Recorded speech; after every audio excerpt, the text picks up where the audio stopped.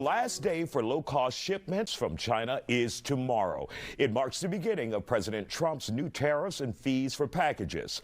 The tariffs were imposed last month, but we haven't been feeling the full effects of them just yet. Since some companies ship their products by air, ports across the country and here in Houston have already begun to see a drop in shipping, which could affect port workers, truckers, and retailers in the coming weeks. And that could also reduce supply and drive up prices. Joining us to talk about it, political analyst Dr. Dietrich von Wiedenfeld, CEO of She's Happy Hair, Warren Broadnax, attorney and CPA Lucy Petrie, and Dr. David Branham from the University of Houston downtown. So Dietrich, let's begin with you. When will people start feeling this? When will the trickle-down effect occur from the retailers to the customers, you and I? At the end of the outset is going to be 2 months, but people are already feeling it now. Depending on your distributor, they've already built in these costs depending on the lead times, depending on their order times and schedule. We mentioned air freight versus maritime freight. Crossing the Pacific Ocean is a big deal, but you know, if you do it by air, it's a little bit quicker. So at the end of the day, if it's coming into Long Beach, that's going to be different than Port of Houston versus Port of New Orleans. All those factors come into play, so it depends. But you could be experiencing it as of today. So the long-standing aspect or the outrange might be 7 weeks. But within that time frame, those consumers are going to feel this. Now, for those who may take advantage of this situation, and we are sure there will be retailers out there who will take advantage, what will be the excuse to the public? Why are your prices high already? Is that reasonable, Dr. Branham? They will be high if they can get the money for them. That's the thing. They're profit-making organizations. So if they can raise those prices and still get that, still sell those things, they're going to do it. So if they, you know, the people who are going to really suffer here are the smaller businesses. They're not prepared to jump on these deals. They're not looking at the shipments as closely as the corporations are. So small businesses will suffer. Corporations will benefit in the short run when it comes to this. And Warren, you're one of those small businesses, even though you have locations around the country. Have you had the opportunity to talk with your distributors, and where do you guys stand in raising the prices? Oh yes, we've tasked the team. We're probably talking weekly to all of our different distributors, and we've went through an array of different strategies, right? Like one of the strategies that we tried to do is kind of circumvent the tariffs is to kind of switch our suppliers, our shippers, right? Logistically. So we've kind of switched from FedEx to UPS. That was kind of the strategy we talked about over the weekend, only to wake up Monday morning and realize that FedEx is cutting 20,000 jobs, right? So then that takes us right back to the strategic thinking board. So we are really doing like problem solving in real time on a daily basis right now. You know, we've experienced a lot of suppliers right now letting us know our lead times now due to the tariffs have went from 7 days up to 15 days, where in contrast where pre-tariff we would get our inventory in 14 days, we're looking at 25 to 45 days if there are no delays with the tariffs already. And where are you getting your hair products from? Which part of the country, or which part of the world rather? I mean, 95% of things we are sourcing are coming out of China, which is basically coming out of Guangzhou, ideally. But most of our supplies, when it comes to our hair extensions and our wigs, we actually do air freight. So we've already felt the brunt of that. You know, those are not products that we ship on ships. Those are actually products that we ship via air. And so as a result, have you had to pass it along to the customers already? Absolutely, absolutely. You know, I think I came on about 2 weeks ago, and we've had to pass those additional costs on to the customers. We're probably about 10 days into it right now. I've been very tapped in with the team, and so far we haven't had any kickback with the customers. So I really want to thank the customers of She's Happy Hair. Ain't too many people gonna go without their hair. Absolutely. I think just to keep the integrity of the company, right, we had to pass those on. And Lucy, how's the market reacting to this, stock market? The market is confused. So are we, right?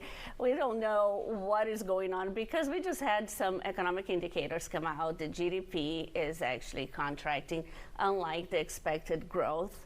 But earnings are coming out, and the earnings are good. So there are mixed signals in the market right now. There's a lot of confusion, and I think the economic indicators are behind. We are not yet seeing the results of the tariffs. And I think there's inflation spending right now with stockpiling in anticipation of these tariffs. So I think we don't see the actual economic results in the market just yet. And have we seen the government jobs growth report yet, whether it's up or down, and how will that impact us, Dr. Branham? Looks like it's about 280,000 jobs gone, is what I saw today. Doge? Yeah, mostly Doge, but there's other businesses where jobs are going away. We're going to see that economic report tomorrow. It's going to be hard because we're trusting businesses to tell us on that economic report what's going to what's happening in their businesses. I think a lot of businesses right now are just standing pat and trying to survive and see what's going to happen in the near future. All right. Don't go anywhere. We'll continue this conversation with our group in just a minute here on The Factor Uncensored. Back to The Factor Uncensored. Democratic senators say the Trump administration's tariffs are sabotaging the U.S. economy. Last night, the Senate blocked a bill that would have ended the president's emergency declaration, allowing him to raise tariffs, including the 145% tariffs on China. As we've reported, data shows a sharp drop in shipments from China. Experts predict potential trucking and retail layoffs next month, which could worsen supply chain problems. Our guests are back. Now, we also saw, guys, some Republican senators join the Democrats, like Rand Paul from Kentucky, saying, look, we don't need this. But it was not enough. The vote was 49-49. I think they even brought Vice President Vance in to make sure there was not a Democratic victory. Guys? I mean, at the end of the day, we just saw a negotiation with the dock workers in California. We resolved this in January. We're looking at these pay increases. They're finally able to ensure that they're able to get home to their families and have a living wage. And now we're pulling that back and we're going to see layoffs. And so we've already seen anticipatory layoffs with FedEx and other shippers. We've seen it with airlines. We've seen it with all of these people associated with China and the corporations therefore. And at the end of the day, even Republicans are saying this is going to impact my district the most. I mean, Texas is highly reliant, billions of dollars, whether you say 40 or 60 billion dollars, reliant on this trade relationship. And so these policies are going to impact those Trump states even more disproportionately than some of the liberal states. And the federal government is one of the largest employers in the country. And they have been massive layoffs. Massive layoffs. And well, traditionally, Republicans are free market. And free market is not tariffs. I mean, tariffs are taxes, and Republicans are anti-tax. Rand Paul is the original libertarian Republican in the Senate. He's not going to be for this. So Trump is going to get some backlash on this, and it's going to be hard going forward for him to push these through, especially if we start seeing downfalls in the economy, if we start seeing people lose their jobs, if we see businesses struggling. This is going to be something that's hard. It's going to be hard for Trump to continue with. So he's got a long road ahead as far as getting this policy through. And Warren, are you concerned about the stability of your business with all of this going on, with the number of employees you have around the country? I mean, are you concerned you could potentially have to let someone go? For sure, right? I think that's a fear that we live with. I think that, as a business owner, you always pride yourself on how you stood up in resilience.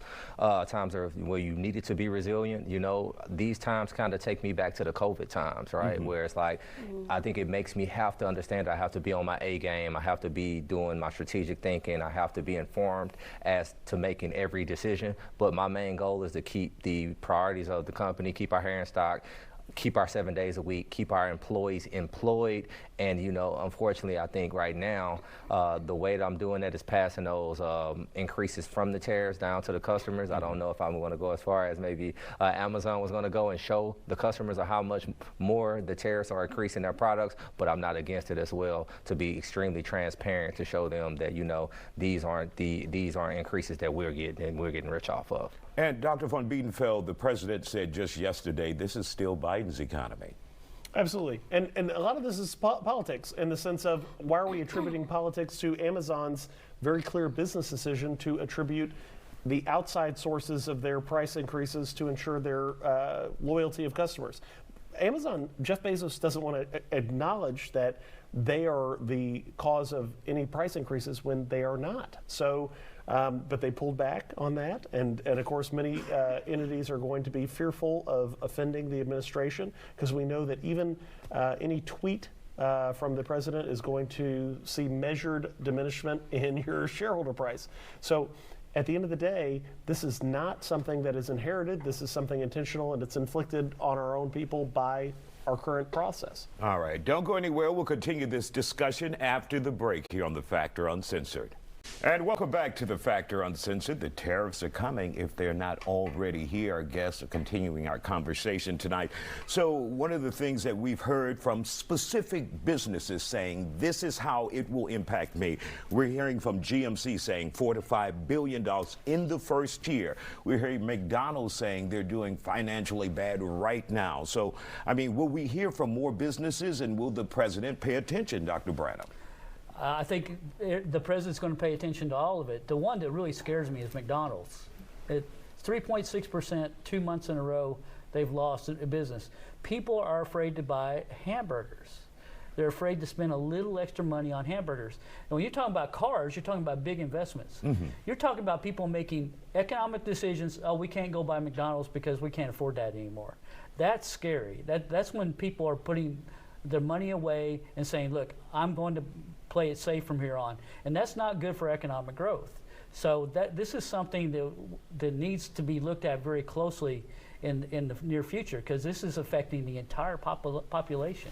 And Lucy, will the administration pay attention as more of these big companies come together? Now, there was a meeting at the White House yesterday where the president said all of these companies are investing in America, but you have some saying, look, you're not investing in us, you're hurting us as companies. Do you think the president will hear this? I do think this administration is sensitive to outside forces and influences, and the whole team also has come together to speak with the president, especially when the bond market started crashing recently. So I think they will listen to reason once the market reacts.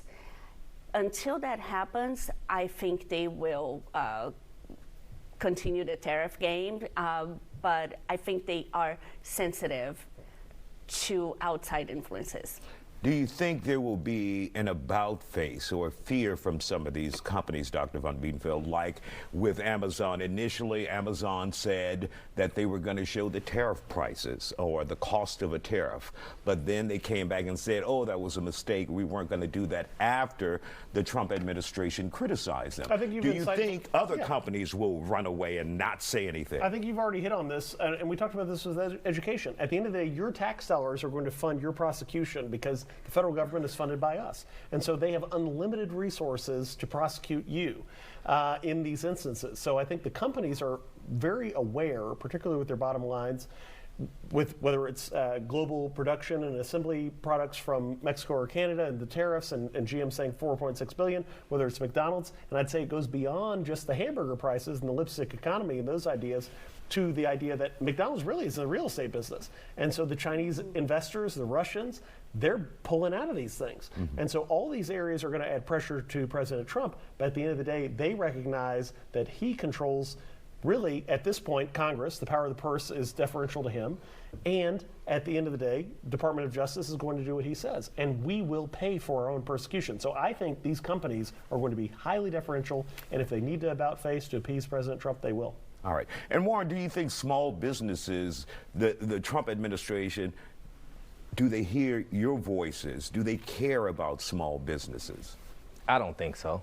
I think right now, I think the small businesses are not being taken into consideration. I hear a lot of, oh, these manufacturing jobs are going to come back to America, but I think most of our factories, those jobs will never come back to America, right?